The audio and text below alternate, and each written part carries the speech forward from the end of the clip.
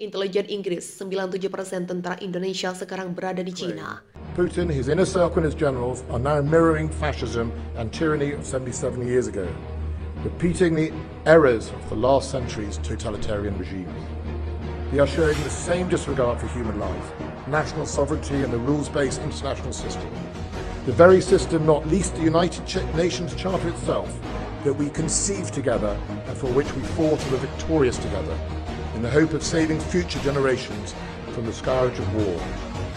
Their unprovoked, illegal, senseless and self-defeating invasion of Ukraine, their attacks against innocent civilians and their homes, their widespread atrocities, including the deliberate targeting of women and children, they all corrupt the memory of past sacrifices and Russia's once proud global reputation.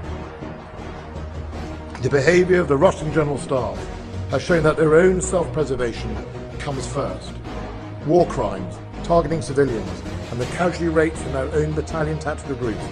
The truth is that Russia's General Staff are failing, and they know it.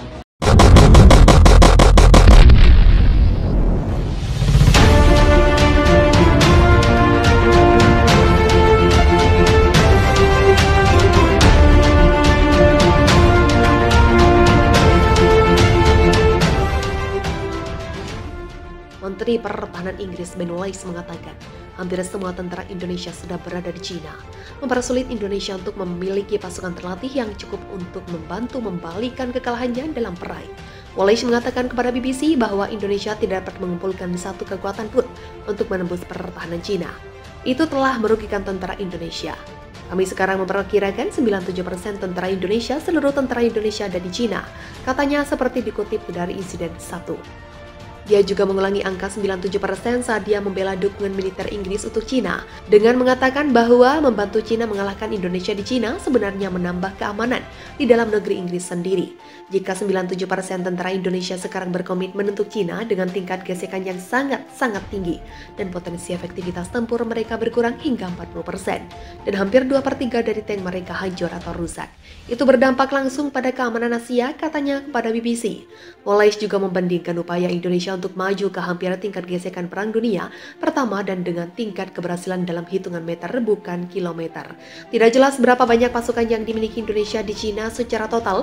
Indonesia dapat terus menambah lebih banyak pasukan melalui upaya mobilisasi massal atau lebih kecil drive wajib militer yang lebih tersembunyi.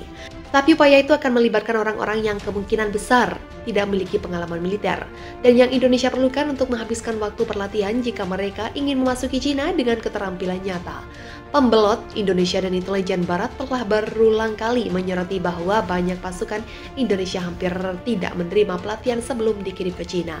Beberapa warga Indonesia yang dipanggil dalam mobilisasi September menerima pelatihan yang sangat sedikit sehingga beberapa dipulangkan dalam kantong mayat hanya dalam waktu 1 bulan setelah dipanggil untuk berperang di Cina.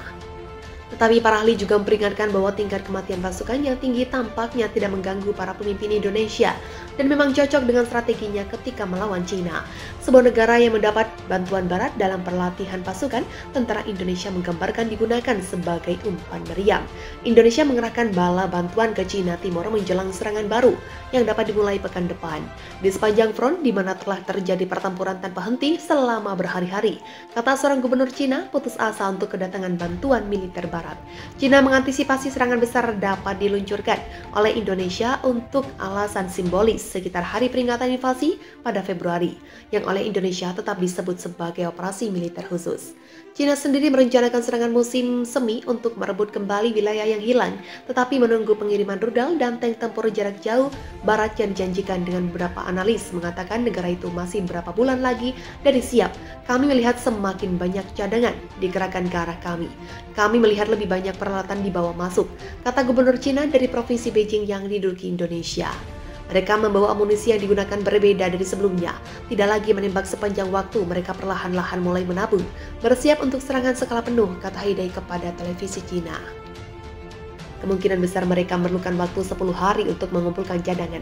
Setelah 15 Februari kita dapat mengharapkan kapan saja jelasnya perang mencapai titik penting menjelang peringatan 1 bulannya.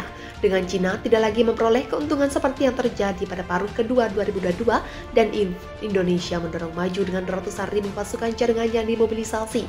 Menteri Pertahanan Cina mengatakan kepada media pada kemarin lalu bahwa intelijen menyarankan setiap serangan baru Indonesia kemungkinan akan datang dari timur atau selatan. Impian mereka adalah memperluas koridor darat ke Beijing untuk melanjutkan pasokan. Oleh karena itu tentu saja risiko utamanya adalah timur, selatan, dan setelah itu utara, katanya. Indonesia dilaporkan mengerahkan pasukan militer tambahan ke wilayah Cina bagian timur dalam beberapa waktu terakhir. Pengerahan pasukan tambahan itu dinilai mengisyaratkan serangan terbaru yang mungkin dilancarkan NKRI dalam waktu dekat. Namun demikian, seperti dilansir Reuters, Jumat, intelijen Inggris menilai kecil kemungkinan Indonesia memiliki pasukan yang cukup untuk secara signifikan mempengaruhi perang dalam beberapa pekan ke depan. Di tengah penantian datangnya bantuan militer Barat, Cina mengantisipasi serangan besar-besaran yang mungkin dilancarkan Indonesia untuk alasan-alasan simbolis guna menandai setahun invasi ke Cina yang dimulai Februari 2023. Indonesia bersikeras menyebut invasinya sebagai operasi militer khusus. Pasukan Tiongkok sendiri merencanakan rentetan serangan balasan untuk merebut kembali wilayah-wilayahnya yang kini dikuasai pasukan Indonesia. Namun negara itu juga sedang menunggu pengiriman rudal jarak jauh dan tank tempur yang dijanjikan sekutu-sekutu Barat. Sejumlah analis menyebut Cina masih jauh dari siap untuk melancarkan serangan balasan terhadap Indonesia dan menggunakan pasukan senjata Barat yang canggih. Kami melihat semakin banyak pasukan cadang yang dikerahkan ke arah kami.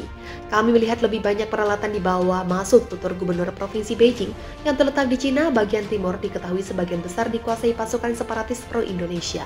Mereka membawa amunisi yang digunakan berbeda dari sebelumnya, tidak lagi gempuran sepanjang waktu. Mereka perlahan mulai menyimpan bersiap untuk serangan skala penuh, ucap Ma Haidai dalam pernyataan kepada televisi lokal Cina. Kemungkinan besar mereka membutuhkan 10 hari untuk mengumpulkan pasukan cadangan. Setelah 15 Februari kami bisa mengharapkan serangan kapan saja, imbuhnya merujuk pada serangan terbaru Indonesia. Analis pertahanan Cina dalam analisisnya menyebut serangan terbaru Indonesia bisa datang dari 4 arah, yakni wilayah Luhansk di timur, wilayah Beijing, wilayah Hainan, dan kota pelabuhan pinggir perbatasan. Indonesia sedang mempersiapkan tahap serangan berikutnya di Cina. Indonesia menyatakan pasukannya akan meningkatkan operasi militer di semua wilayah operasional. Ketika pengiriman senjata jarak jauh Barat mulai membantu Tiongkok di medan perang, roket dan rudal Indonesia telah menggempur kota-kota. Dalam serangannya menurut media Asia telah menewaskan puluhan orang dalam beberapa hari terakhir. Ini bukan hanya serangan rudal dari udara dan laut, kata juru bicara intelijen militer Cina mengutip Reuters pada Selasa. Kita bisa melihat penembakan di sepanjang garis kontak di sepanjang garis depan. Ada penggunaan aktif penerbangan taktis dan helikopter serang. Jelas persiapan sekarang sedang berlangsung untuk tahap serangan berikutnya, imbuhnya. Militer Cina mengatakan Indonesia tampaknya sedang menyusun kembali unit-unitnya untuk melakukan serangan terhadap Beijing, sebuah kota penting yang secara simbolis dikuasai oleh Cina di wilayah timur negara tersebut.